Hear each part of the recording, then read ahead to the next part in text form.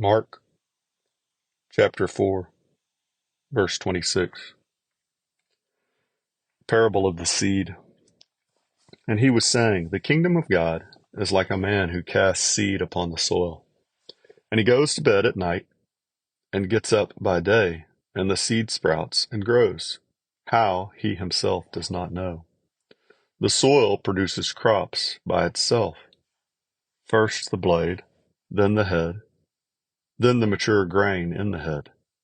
But when the crop permits, he immediately puts in the sickle, because the harvest has come.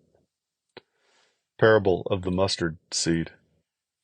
And he said, how shall we picture the kingdom of God? Or by what parable shall we present it?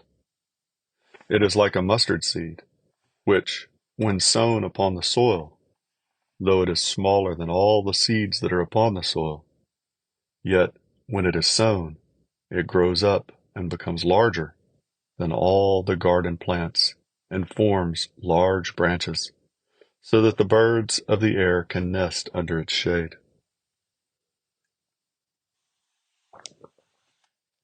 With many such parables he was speaking the word to them, so far as they were able to hear it.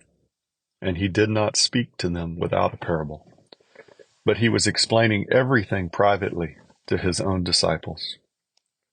Jesus stills the sea.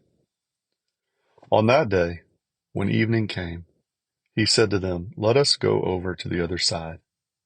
Leaving the crowd, they took him along with them in the boat, just as he was.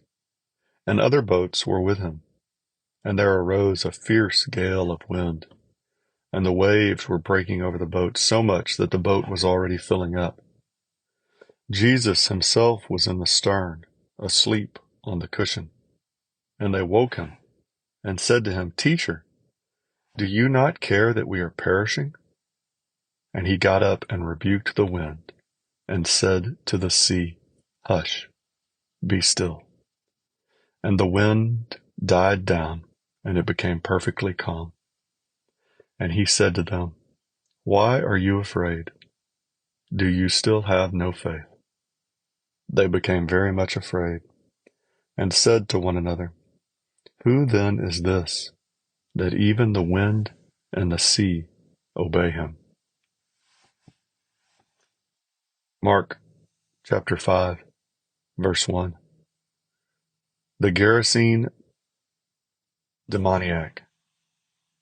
They came to the other side of the sea, into the country of the Gerasenes.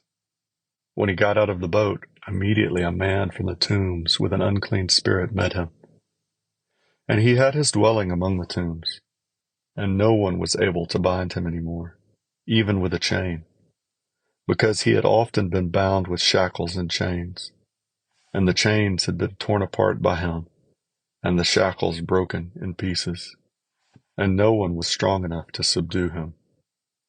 Constantly, night and day, he was screaming among the tombs and in the mountains, and gashing himself with stones. Seeing Jesus from a distance, he ran up and bowed down before him, and shouting with a loud voice, he said, what business do we have with each other, Jesus, Son of the Most High God? I implore you, by God, do not torment me. For he had been saying to him, come out of the man, you unclean spirit. And he was asking him, what is your name? And he said to him, my name is Legion, for we are many.